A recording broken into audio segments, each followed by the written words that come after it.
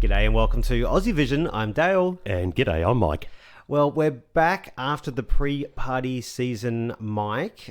The rehearsals are about to start today, actually, over in Sweden. So I thought it was probably worth us coming back to check out kind of the state of play. Bin fire, I think, is where we're at. Is that right? Pretty much. Well, it has been an interesting few weeks, so it's been kind of nice not to be on the podcast at this point. But we thought with rehearsals about to begin, we do want to talk about some of the kind of favourites coming up. And of course, it's actually been a really busy time for us, hasn't it, over the last few weeks? Certainly has been. We've got a couple of things on the go. Something that'll be coming out next week, I believe. Yes, we do have a project that we've been working on, which we can't say what it is yet. It's not like the most exciting thing in the world, but we're very excited by it. So you'll see news of that next week. Yes, we'll keep you informed of that. And then, of course, we have a trip for the Eurovision Grand Final planned as well, Dale. Yes, we're going to have a weekend not in the cold climate of Malmö, Sweden. It's going to be in the cold climate of Canberra, Australia. No, I was going to say it's probably not much difference in weather, to be honest. But yes, we'll be doing a live recording of our podcast at the National Film and Sound Archive. Yes, that is right. You've got the name right. Finally. Great. Sure it's not the audio? Anyway. No, it's definitely the archive. So we are doing this live podcast recording on the Eurovision Grand Final Eve. So Saturday, the 11th of May at 6 p.m. We will be joined by a special guest. Yes, we have Australia Decides contestant from 2019, Alfie Arcuri will be joining us. Yes, and of course, Alfie wrote a song for Eurovision in 2020 for Cyprus as well, and he's competed at international competitions, and including San Marino last year to try and go to Eurovision. So he'll be fantastic. He'll be performing, and he'll be a guest on the live podcast as well. Absolutely, helping us preview the grand final. So for anybody in Canberra, or if you fancy a weekend in Canberra, you will get details in the show notes. The link will be there, and there is a discount code as well for Aussie Vision podcast listeners. So there's quite a few things happening in Canberra, so check it out. We'd love to see you there. Absolutely. All right, well, let's get on to the contenders for the Eurovision crown. Well, according to the odds at least. Now, since last time we left you all, at that point it was Croatia who were the favourites, and now that's changed to Switzerland, hasn't it, Mike? Yeah, these things happen over pre-party seasons, don't they? I think Switzerland and Nemo has been so impressive throughout all their performances, so that's definitely got the money flowing in their favour. Exactly. I think we all knew that the song was really interesting and very good, and the video was fantastic. And I think we all had the question, like, how are they going to be able to perform that live? And, well, they did. They did a very good job over the pre-party season. Yeah, flawless. Very, very difficult song to sing, but absolutely killing it. So it should be a very good stage production, one would imagine. Well, that's the thing, right? Because I've been really impressed with their performance of it. They do a really good job of the whole thing. But I still think my question about this is, how is that going to come across in the stage performance? Do you think it's worthy of being the Eurovision favourite at this point? I think so. I mean, obviously it's a pretty open field, probably one of the most open fields we've had in years, but definitely this does stand out. And I think it's got that jury appeal, like, down pat. Like, that's going to go very, very well with the jury. I guess I've always had that question mark about, will the general public on first listen get their head around it? And maybe that question mark remains, but at this stage, looking good, looking very, very good. Yeah, I think they're on for a good result here. I think it reminds me a little bit of Jean's Tears, where I kind of always felt that that was going to do well with the jury, and it did, it won it. And there were always kind of some question marks about how the public would go for it, and they went for it well, but not well enough. Saying that, this year is really quite open. So even if you got a similar score of a Jean's Tears, you might find yourself with a chance to win. So, or you get a big enough jury score, you might not be able to be caught because everyone's hitting each other on the televote. I think in being in English is helping with the accessibility of this as well, which is probably something it's got over Jean's Tears, for example. But yeah, it's going in the favourite at this point, and I think for a good reason. We actually talked to Nemo about the pressure of being the favourite in the odds, and also the difficulty of doing that song live. I think right now I'm just taking it as a great little extra boost of motivation for the upcoming weeks. We've been rehearsing really hard, and I'm so happy with the staging and how it's coming along. So it's just all coming together really nicely, and I know betting odds are just betting odds and they can go up and down. So I'm not trying to focus too much on them, but it's really nice to see how people connect with the song and how they believe in the song and in me as a performer. So I'm just taking it as a little motivation right now. It's a very challenging song in general, and it takes a lot of energy and a lot of focus to deliver that, and especially with the performance. So like the staging and stuff, it all comes together, and it's quite a demanding piece, but I think that's what makes it so cool and interesting. And I'm really just looking forward to being very focused and present and trying to convey just the original feeling I had when writing the song, and hopefully just be very with myself in that moment. I think that's really important, to be present. Well, I have to admit, I really like the way they are approaching it. Like, being a favourite can almost be crushing, but no, they're taking it as a real boost and a real spur on, like a big tick. So I really love that. And also the difficulty of that song. My gosh, it's so hard. The vocal there, it's just so, challenging. Hopefully they don't cook their voice during the rehearsals or something. That's probably one of the dangers there, because it is very, very tough. Exactly. And what a lot of artists always tell us in these interviews is that, they want the music to connect. And I think by being favourite in the odds, as they say, you're being loved by people. Yeah. They have faith in this, and they obviously connect with the song and Nemo's performance. So that's got to be a plus. But come on, there's got to be a bit of pressure being favourite as well. Probably not. When was the last time Switzerland were favourites? Like, it would be a while. True. One thing in the favour, though, Switzerland don't get super hyped about it. They're kind of chill. So it's not like the whole country's probably getting as crazy as maybe our next person we're going to talk about, which is Croatia. Baby Lasagna with Rim Tim Tuggy Dim was a favourite. A lot of hype at home. There's videos of the entire country doing it. They all want to win. What do you think its chances are? I think they're going to be a bit disappointed, unfortunately. I think it's a great song. I love it personally. We've seen the live performances throughout the pre-parties, I think, have got better and better and better. That's a very good sign. But I still think it's going to be an uphill battle with this one, probably more with the juries than the tally vote. But having said that, the tally vote's got a lot of different options. So, I just don't know if it's going to amass the points. Yeah, I think it's going to do good on both sides and good overall. And look, remember Croatia, I mean, their best in recent years has been 13th. They haven't made the top 10, I think, since back right at the start of the century, or even 1999 or something like that. So no wonder they're excited. And I do think the chances of winning aren't great. I just don't think Baby Lasagna is probably at that point in his career to really own the stage like a Nemo does and other artists have done before. And a lot of people make the comparisons to Cardia. I know it's exhausting, but at the same time, Cardia had so much stage presence. And I think Baby Lasagna's got so much better and does have good stage presence. He doesn't have that level. Yeah, I'll kind of agree with that. I suspect Croatia will throw a bit behind this. They're not really, noted for their staging, etc.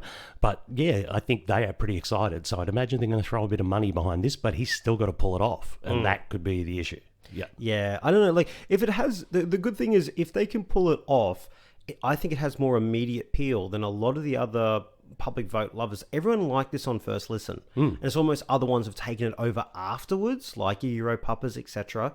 I think this is more accessible than anything else. It's whether it just has the impact, I think, is the question mark. Yeah, absolutely.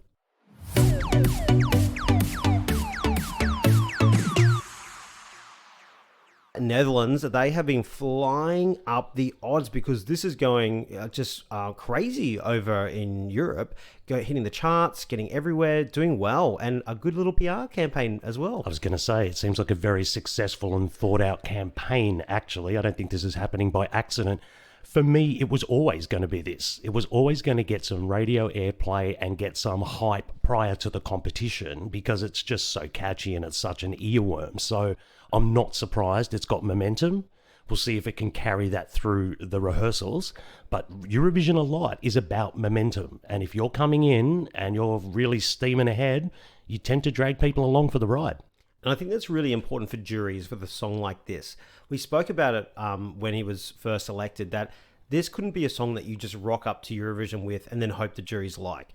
you need that campaign so it's out in the mainstream and it's doing well in charts and it's doing well in the zeitgeist, because generally juries are a little more generous to those songs. They will go, okay, well, there's an overall impression. That's what that mark is for. Well, you want to try and find an excuse to mark it highly. Yes. And if you go, well, this is a massive hit, I hear it everywhere, Yep. you're going to be inclined to vote it highly. Yeah, and it's not going to do high with the jury, but we know that if you come around a fourth place or anywhere similar, you've got a chance to still come back and win. So I still think that's going to be difficult. I think this does has a potential for a big public vote, but there's also a lot who really just see this first time and just go no and laugh at it, not laugh with it. But you don't need to win over everybody to get a good public vote, you know? I've been on a journey with this one. I probably started with, I think this is a contender.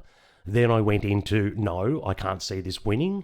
Now I see it kind of almost winning again. So I'm a bit up and down on this one. I think it's a lot to do with that stage performance. If they can make it cohesive and sell that package, it's got points. It's so catchy. Yeah. It's so catchy. It's got points. And I'm obsessed. I'm absolutely obsessed. It is my favorite of the year. We did a little mini review and rank on the Patreon where I did declare that this is my favorite winner of the year. I love it. It's not Italy. It's not Sweden. It's Netherlands. And I would be so happy if this won. But I'd be happy if Croatia won too, because I'd like to go there. All right, let's go to Italy here. Kind of being the fourth hanger on, really. It's kind of all been about those three a lot, and then Italy's still just been hanging in there like they usually do. A bit of a Marco Mengoni from last year kind of thing, hanging around that top five in the odds and probably hanging around top five come the end of the scoreboard, I've got a feeling.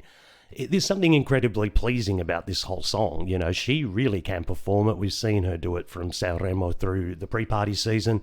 I think Italy will package this up well. I just think solid. I don't know if it's got the real grab to, get that trophy, but it's going to be good. I think she's going to be good. Yeah, I love her performance. It's going to be about her stagecraft, because the song itself, you don't kind of listen to that song and go, yeah, I love it straight up, and it has an amazing hook.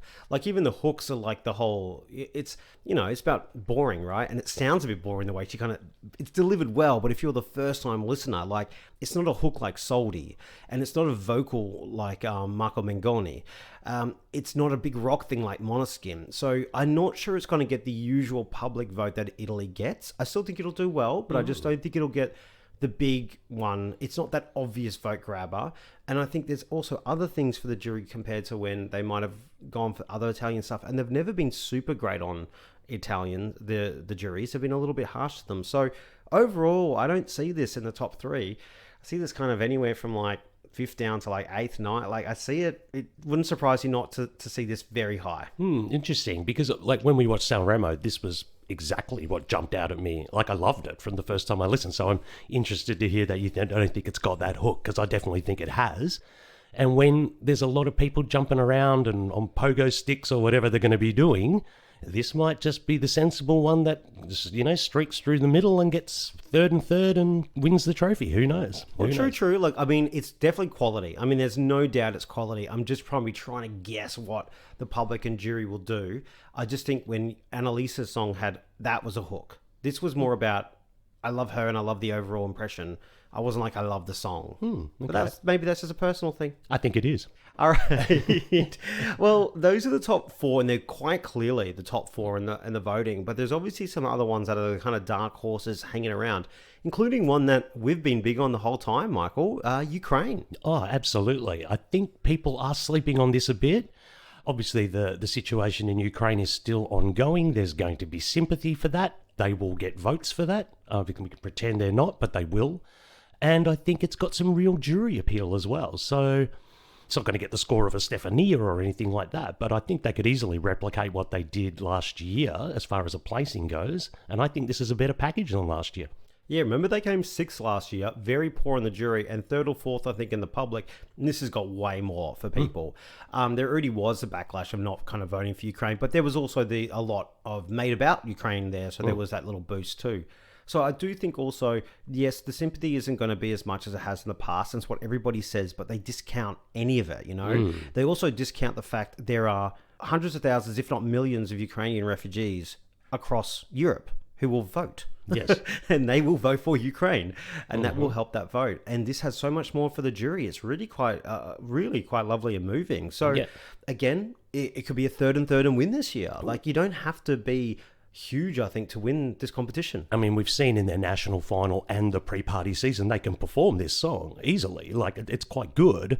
What we haven't really seen is that package. And if you can bring the staging that pulls at the heartstrings that this song does, lend itself to, oh my gosh, I think you've got real votes coming your way. So yeah, I'm expecting them. And it might be that nice palate cleanser with all the kind of craziness going on. Another one that I think will do very well in the juries is France. I just won the Euro jury kind of mock vote that they do. And I think everyone's been saying for a long time, this has very good potential to do well with the jury. I think there's definitely question marks about the public vote with France. So I do think this is definitely for a chance of a much better result than people are thinking.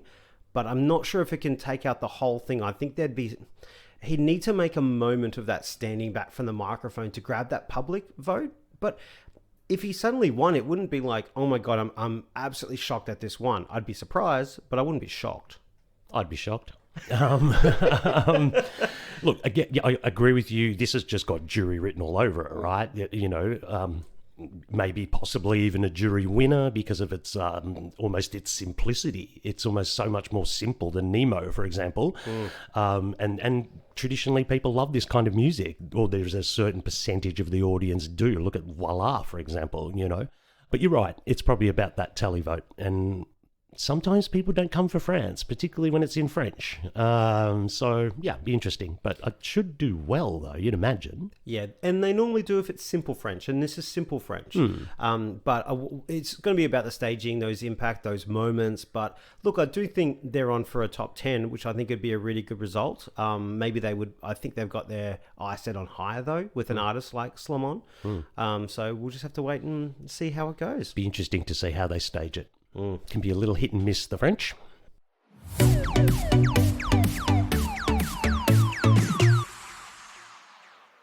There's no one really else that has, I think, a shot at this time until we see the staging, and maybe someone will Kate Miller-Heidke it. Yeah, exactly. I can't see anyone sprinting from the pack, but you never know. You never know. Yep, very open year. Talking about Kate Miller-Heidke, let's talk about Australia, and I think a bit of a kind of build-up that reminds me a little bit of 2019 with Zero Gravity. Electric Fields with One Milk Ali, One Blood, very much going under the radar. There is no radar at this point, Dale, which is interesting, and I think that is a deliberate tactic. To be honest, they got announced. They've done some domestic kind of press and some global press. Not an awful lot. No pre-party performances. We've seen a small snippet of a vocal by Zachariah.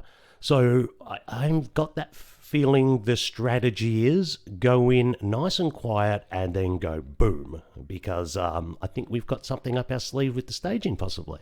Yeah, I think they've definitely got something in mind about this, which is really interesting. We hear little bits and pieces, but not enough to formulate something here. I'm sorry, we've got a couple of days till we get photographs, so maybe we'll get to see it then. But look, we're not going to get some impact like a Kate Miller-Heidke flying in the air, but I do think this has always been about the live performance. It's about Zachariah's voice. It's about, I think, doing something special live in the arena, which will be really interesting. The only thing we know is Brenda McLean, who is a singer here in Australia, is going to be one of the, at least one backup vocalist for it. So that's one thing we know at this stage.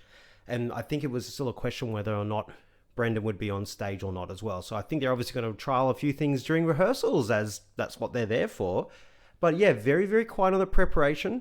I like coming in and surprising. I kind of wish there was just a little bit more going on because, again, as we talked about, building up to a jury and things like that, I wouldn't mind just a little bit more, maybe just one performance somewhere or something, even for a video or something. I mean, we talked about momentum with Netherlands. I mean, we've got no momentum, but so maybe that's a surprise tactic, as I say. It's certainly, it seems like a strategy, a deliberate strategy. Yeah, I do think so as well. We can't go backwards anyway, that's for sure. Look, we're doing okay in things like in the OJ poll. I think we're around 20th. We've seen some public react videos where it did very well, for example, but again, in the Euro jury, it didn't do so well. So these things don't matter too much at this stage. Now, we did get a chance to talk to Electric Fields, and we've just got a little couple of snippets from that. One is about how they actually chose a song, which is really interesting, and also Zachariah's response to the, I guess, fan reaction to the video and wanting to maybe potentially see more. Like, actually, yes, we would like to, throw a song in the ring. Then we had to look at what songs we wanted to throw. And it was kind of funny because we were having a thing with, we've got this one or this one. And one of the ones we were considering was a ballad. Another one was a traditional Inma that we have collaborated with.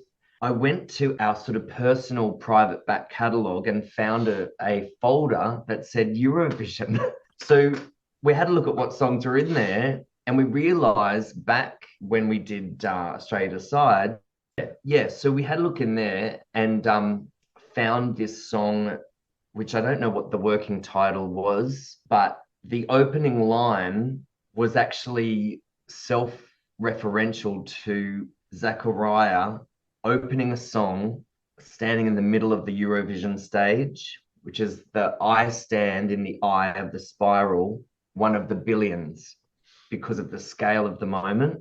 And then as we looked at the lyrics, we realized we had imbued it with a philosophy that we felt was giant enough for such a profound moment, which is human connectedness, something timeless.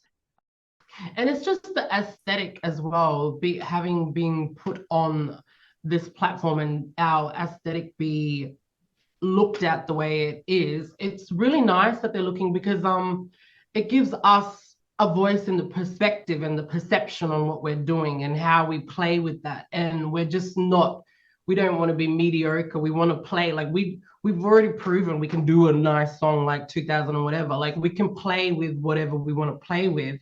But this here was hitting to the heart, and it's a stage song. So they can just wait, and you can wait patiently. And I'm not bothered. Like, we know we can deliver a song and we're going to have fun. That's the main thing, is that we're going to enjoy it.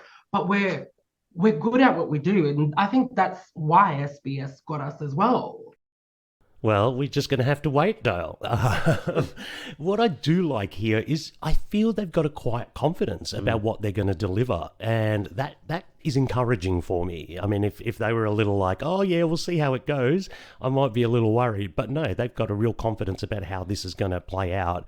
Interesting, they kind of had bits of the song, at the back of the cupboard somewhere. Like, gosh, what else have they got? Yeah, well, exactly. It's interesting, it's back from 2019, but also you can see they had a starting point. They've made it obviously for now. But yeah, we do have to wait, and I totally agree. There really was a quiet confidence, and there was a real maturity in both of them, and I think a confidence in their craft and in what they do. Like, we saw them in 2019 at the press, call and things like that. They're like a different duo. They were not ready for Eurovision 100%. They are ready now, and they're going to make the most of the moment, and I feel confident we're going to get through, and let's wait and see what happens. They're very experienced performers. They do a lot of festivals, a lot of live gigs here in Australia. They know what they're doing when they get out on stage. So, yeah, I'm confident they'll deliver the song very, very well. If we supply some very good staging, then again, I think people are sleeping on us a little bit, but that's nothing new for Australia. It's nothing new for Australia. We've seen it every year, year in, year out. Every year we're a non-qualifier. As soon as we announce our song, congratulations, you're not qualifying, and then we end up in the top 10. Yep, so we'll wait and see what happens. All right, well, look, I think the only thing is we've also had a few other interviews. Liv from the team spoke to Kayleen, which was a really great interview, and Hayley as well spoke to Hedda Bjork from Iceland. So they're great. Check them out on our YouTube channel. We'll put the link in the show notes. Also the Swedish boys. Of course, and Craig spoke to Marcus and Martinos. That was really interesting because interesting dynamic, isn't it? There's definitely a boss twin, and they really take their stuff seriously. This whole fun outward demeanor, they are very serious, and they want to do well. And I think they're a dark horse to do much better than people think. This has got top 10 written all over it. 100% top 10. I think the juries will come for this. Yep. And another thing to say, Liv and Hayley will also be joined by Sam and Cooper and Kyle over in Malmö as the Aussivision team on the ground, because we're not going this year. Yeah, good stuff. I'm really excited for them. First time in the press centre for everyone except Liv there. So, yeah, excellent. Should be really, really good fun for them. Yeah, they'll be doing all the hard work on the ground here. We will be doing a lot of coverage, of course, on the ground here in Australia, in Brisbane, and also Canberra as well, as mentioned before. But in the meantime, enjoy rehearsal week. Let's see what comes up, and I reckon a lot of things are going to change in the next 7 days. Absolutely. So thanks so much for joining us. Catch you later.